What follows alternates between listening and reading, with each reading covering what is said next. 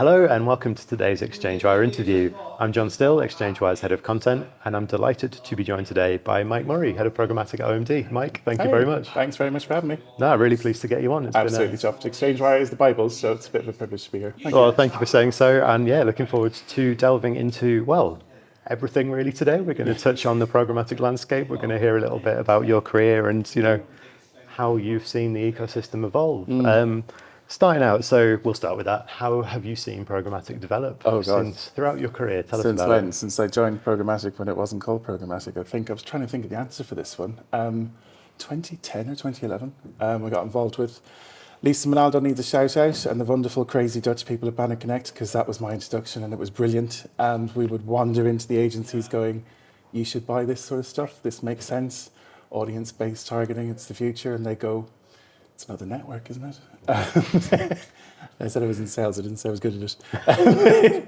But it was a good run. And to look at the difference now, 12, 13 years later, I think it's still not without its challenges, but I don't think anyone then could have possibly have thought that the conversations we would be having today would be about the approach to TV, the approach to out of home. What's that going to mean for audio? How are we going to be able to do it this way? And let's just leave cookie targeting to one side for this, shall we? Given the week that it is. But it's been crazy and fantastic and brilliant and wonderful. I've really enjoyed it. It's been an industry I love working in, and it is still a people's industry. So we said the same thing years ago. No client can shout at an algorithm, so we'll still need people. And thankfully, it's quite true. But it is a wonderfully rich environment, an industry to work in for the people that work in it. So quite happy to be here. Excellent. Well, we're glad you are still in the programmatic ecosystem. Yeah. Me too. As you know, in the present day where we are now, what do you see as the opportunities for people either coming into the industry, for agencies in the industry? What's going on? What's big for you this year? There's a couple of different things, because there's topics that we work on, and every year it sort of shifts and changes for different things that would come in.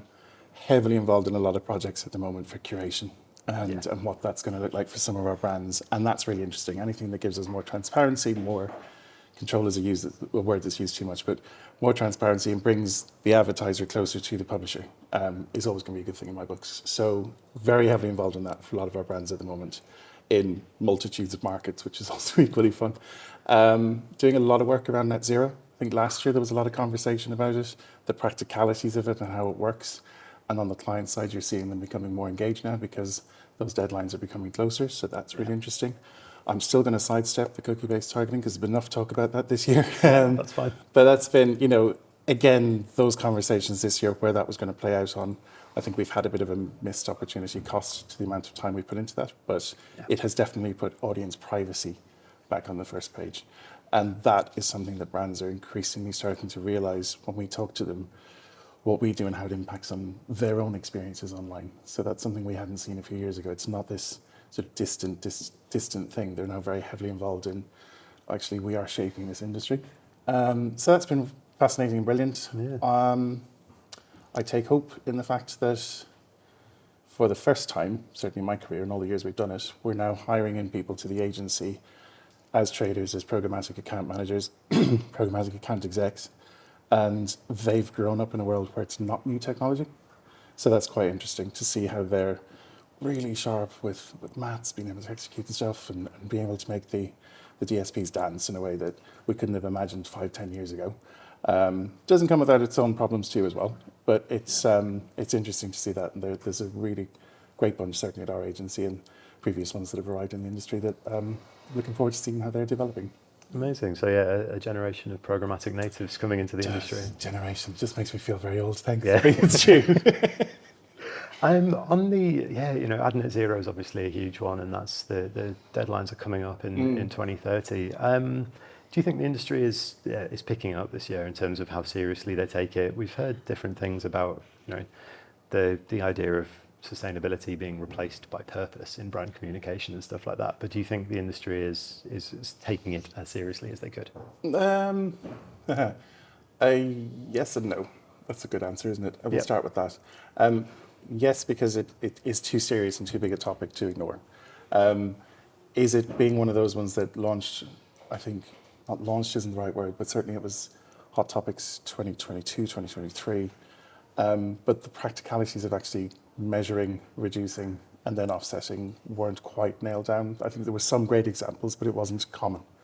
It's certainly becoming more common now. We're certainly being tasked and looked at it more by our clients about how that's looking because those deadlines are approaching. But what's interesting is the crew of people that I was just talking about, those newer generation of traders that have come in, they're a lot more committed to social causes than maybe you or I might have been, dare I say, at that age. But they're not afraid to bring that into work with themselves as well. And so they're driving it. You know, if you hand them the tools and say, talk to your clients about this, look at this in terms of what it looks like for a QBO, look at this from not just testing a normal media partner, but a longer term strategy, they can very clearly see the correlation between their work, carbon reduction and offsetting, and they're running with it. So it's early days, but it's still, early days isn't the right words, but it's still early on, but I'm quite positive about the adoption for it. Excellent, that's nice. We've talked a bit about the opportunities. What are the major challenges, do you think, facing the industry at the moment? Again, probably sidestepping cookies. I don't know if we can sidestep it entirely. I think the idea that, I'm just trying to think through, the idea that audience privacy is back on the front page. Yeah. Because now that as the dust starts to settle, people are going, I think there's a it's too early to call it, but there's more of a temperature of actually what are we doing? What does this look like? We had all this work invested in these alternatives. How would we use those targeting options and what would we do with that? So that's really interesting to see. I think the biggest challenge certainly we face in, if I can say, the programmatic community maybe, it's the addiction to reach and scale that we're given by brands at ferocious cost. Set by the walled gardens, owned by the walled gardens. Didn't take me too long to start bringing those into the conversation. But it's this addiction of where that comes in at that lowest cost per view or that lowest attribution point that's there, which means that 10 years ago, maybe even less, when it wasn't that heavy, you had more of a room for investment in testing and learning. You know, none of the major companies that we know just came into being. They had to be tested. Someone had to go in and sell them. Someone had to sell the idea. Someone had to buy it the other side. It's very difficult now to see the route through for some test companies because obviously the last couple of years, budget-wise anyway, was pretty tough, and it's been a tough market. It's a tough market for everyone, but it's been difficult to get that test and learn budget through. Not completely gone, just harder than it used to be. Yeah. So I think the addiction to reach and scale is correlated to that because it's very easy to go, you know, I can put this on YouTube, this will be my results, and all the boxes will be ticked, and you know, you get a perfectly good campaign and it'll hit the KPIs you're looking for.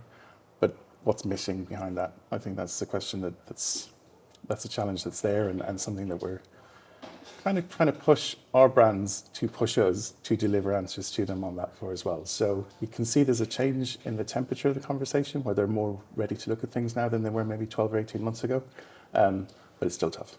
Yeah, no, interesting. You worn quite a few hats in your career. You've been on a lot, you know. You're not going to talk about my modelling career, are you? Not about the modelling career. It's fine. But yeah, you've worn many programmatic hats on agency side, sell side. You know, we've done some stuff recently with AdTech Connect, which is helping young people kind of learn more about the industry and get involved. And you know, much of it depends on which side of the industry you want to be on, and you've got experience of all of it really. So what do you feel, you know, how have you handled the changes throughout your career and switching over, and what are the transferable skills as well, do you think, that suits all sides of the ad tech equation? Yeah, I keep getting asked this, why did you move agency, or how did you manage to move agency from the sales side? And I often quite laugh and say two blood pressure tablets and a bottle of whiskey a day. But it doesn't feel like that's advice you should give people who are joining the industry. I am incredibly proud of the mix of what I've been able to do with it. It's definitely a very strange path. It's not common to go from the sales and commercial side or the ad tech side over into the agency. I take one of those hats off and salute Fern Potter for taking the risk or a chance on me in 2018, 2019 when she asked me to. I think she famously said, if you can't beat us, come join us. And she was at Group M at the time when I was trying to rep them, so it made sense. It was a huge steep learning curve. But there was a lot of transferable stuff because if you're in any part of this industry, you have to have an understanding of how things come together in terms of the tech and how that tech is doing perhaps this bit or the other bit and how it all stitches together. I think being on the agency side, you get more of an overview of what that looks like, because you see different partners, different pitches several times a week. But then you're translating it back to clients' KPIs and how that works. I find that fascinating. So you're closer to where a decision is being made, but that decision is being made closer to that client and what they're looking for, as opposed to on the sales side, I had one task, one objective to get to. So I find the mix really, really interesting. Anyone starting off, I think it wouldn't matter which side you start on. I think build your network. That's always the most important thing. Something we constantly tell the crew at work, meet those publishers, meet those tech companies, find out what they're doing, but remember the value exchange, that you're there to actually tell them what your brands that you're representing, what they're doing, and try and find those solutions as it comes together. I'd encourage anyone to get into it. It's still a people's industry. You can throw all the tech and algorithms that you like, but it still comes down to the people.